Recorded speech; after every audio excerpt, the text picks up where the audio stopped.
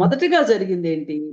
జగన్మోహన్ రెడ్డి అలా కాకుండా కార్యకర్తలు పెట్టుకున్నారు.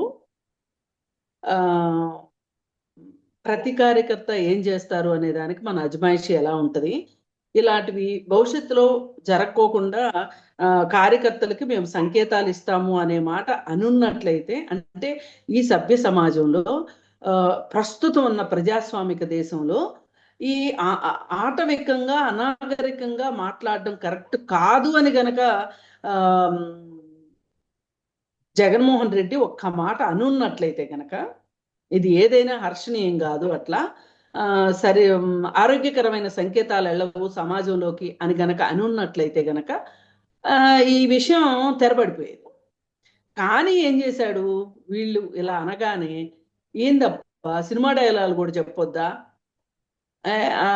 ఏదో అంటారు చూడండి, మనిషి అన్నాక కూసింత కళాపోసలు ఉండొద్దా అన్న లెవెల్లో జగన్మోహన్ రెడ్డి రిటార్ట్ ఇచ్చాడు.